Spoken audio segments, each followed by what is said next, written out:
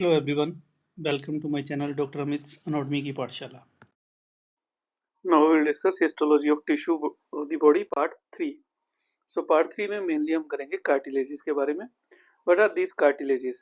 So cartilage is a specialized connective tissue. First question, connective tissue है लेकिन specialized word is important. Specialized connective tissue, it will develop from the mesenchyme. Second MCQ question. So what is this connective tissue? We know, नाम बता रहा है इसका, दो tissues के बीच में connection. For example, if this is one type of the tissue, कोई भी टिश्यू मान लो, चाहे हम स्किन मान लें, then underline if this is the bone, इनके बीच में जो टिश्यू इनको कनेक्ट कर रहा है that is the connective tissue. So connective tissue में ब्लड भी आ जाता है, कार्टिलेज आ जाता है. Like this we have different lecture, उसमें अलग से लेक्चर है, वहां से आप देख सकते हो. So cartilage is one of the connective tissue which is known as the specialised connective tissue. Now cartilage is non vascular. Again MCQ question. So cartilage की कोई अच्छी ब्लड सप्लाई नहीं होती, दैट मींस कार्टिलेज की कोई repair बहुत अच्छी नहीं होगी. तो इसकी अगर ब्लड सप्लाई नहीं है तो इसको ब्लड कहाँ से आएगा? इसको ब्लड आता है थ्रू डिफ्यूजन. हर एक पॉइंट क्वेश्चन है एमसीक्यू क्वेश्चन. सो जो एक्स्ट्रा सेलुलर मटेरियल होता है वहां से डिफ्यूजन होती है, जहां से कार्टिलेज को ब्लड सप्लाई मिलती है. और कार्टिलेज की हम कवरिंग की बात करेंगे, दैट इज द पेरिकॉन्ड्रियम.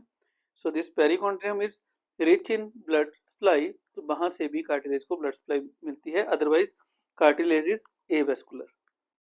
अगर हम बात करें कनेक्टिव टिश्यू की, सो कनेक्टिव टिश्यू में हमेशा हम जितने भी कनेक्टिव टिश्यू पढ़ेंगे उनमें हम पढ़ते हैं किस किस चीज से बने हैं. These are ground substances, then fibres and the sales.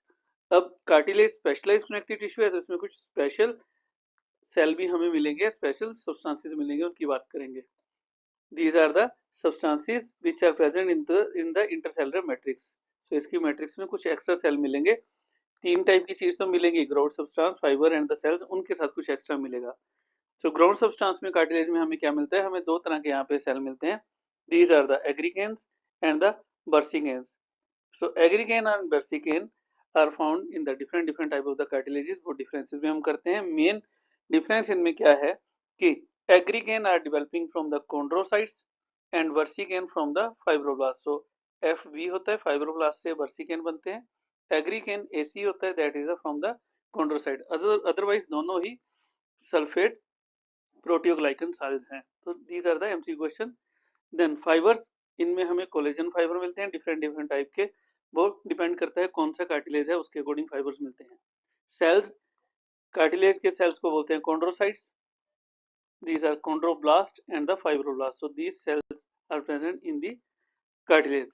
Now growth substance जब हम देखेंगे, ग्रोथ सब्सटेंस में हमने बोला डिफरेंट सब्सटेंसेस मिलते हैं हमें इंटरसेलुलर मटेरियल में, जिससे कार्टिलेज की अपनी फर्मनेस बनती है, जिसकी वजह से कार्टिलेज मैकेनिकल स्ट्रेस को रेजिस्ट कर सकता है. This is the speciality of the cartilage. The classification of the cartilages. So classification is based on the amount and the type of connective tissue fibres. So कितना उनमें से connective tissue fibre present है और किस type का connective tissue present है in the extracellular matrix, उसके according cartilages को क्लासिफाई किया है. Like hyaline cartilage, then elastic cartilage and fibro cartilage. So इन पे ऊपर अलग अलग वीडियोज हैं, 3 वीडियोज हैं, वहां आप देख सकते हो. इस वीडियो में हम इन तीनों में डिफरेंसेस भी करेंगे.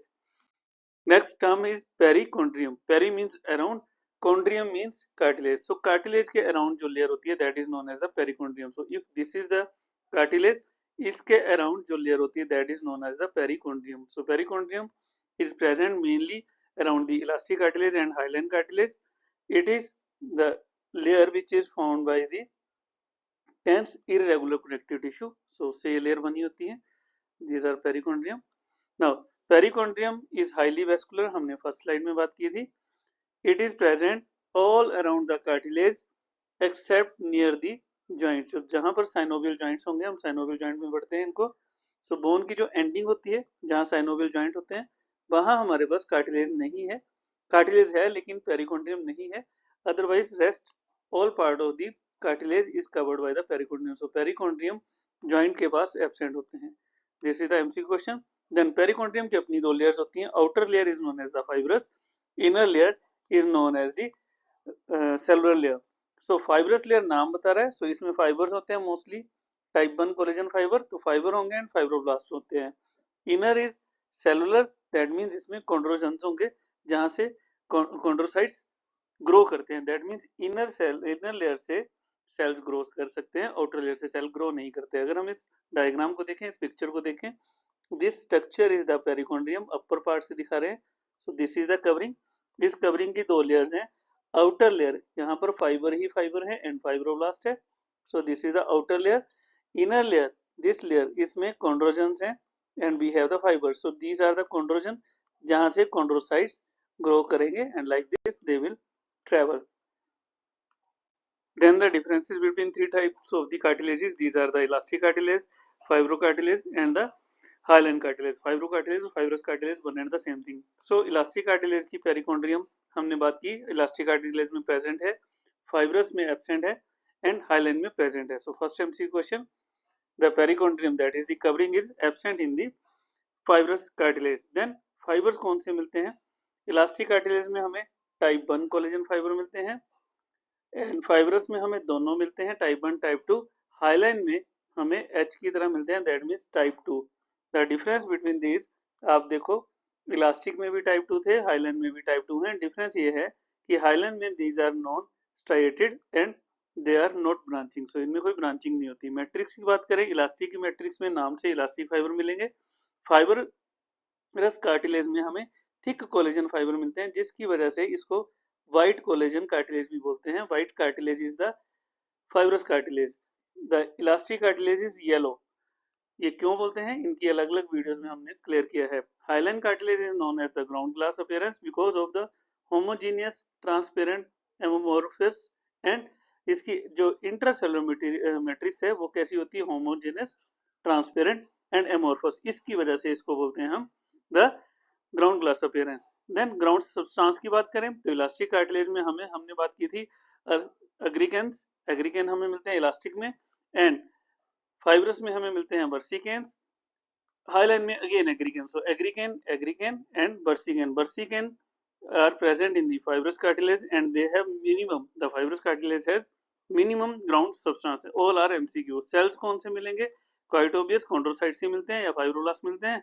so in the elastic cartilage these chondrocytes are present in the group of 1 or 2 which is known as the lacuna, single होंगे या दो होंगे lacuna। in the fibrous cartilage these are present in row or scattered होंगे, but in the hyaline cartilage they are again present in the lacuna, like elastic they are present in lacuna, but lacuna may have more than 2 cells, 2 or 3 cells। Depth में हमने इनकी अपनी अपनी video में वहां पे किया हुआ है। the elastic cartilage function of this cartilage is protection against the deformities and fibrous का function है flexibility provide करता है हमारी बॉडी के different parts में। हाइलाइन इज प्रोटेक्टिव और cushion, because articular cartilage is hyaline, तो वहां कुशन का काम ये करता है। कैल्सिफिकेशन, इलास्टिक में कोई कैल्सिफिकेशन नहीं होती, फाइब्रस में रिपेयर या ड्यूरिंग सर्जरी में कैल्सिफिकेशन होती है, अदरवाइज नहीं है, बट हाइलाइन में विद द एज कैल्सिफिकेशन होती है। Again this is the question.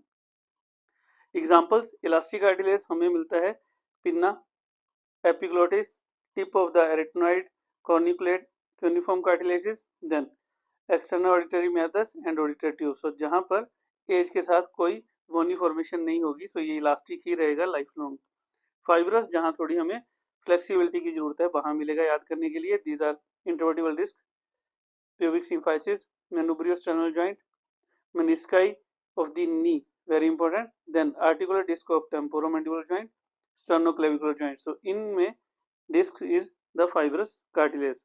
Hyaline cartilage, most important articular cartilage or hyaline cartilage, it is present in nose, costal cartilage and trachea। so ये as के साथ धीरे धीरे ओसिफाई हो जाएंगे। so these are the major difference। so अगर आपको आता है 2 मार्क्स का या 3 मार्क्स का ये क्वेश्चन, तो आपको यही लिखनी है 2 स्लाइड्स। लेकिन अगर ये 5 मार्क्स का आपको क्वेश्चन आता है, then you have to draw the histological differences between these type of the cartilages, जो अलग अलग 3 वीडियोस में आगे आप देख सकते हैं। so thank you। If you have any question, any query, you can ask me. If you like my channel, like it, subscribe it and share it.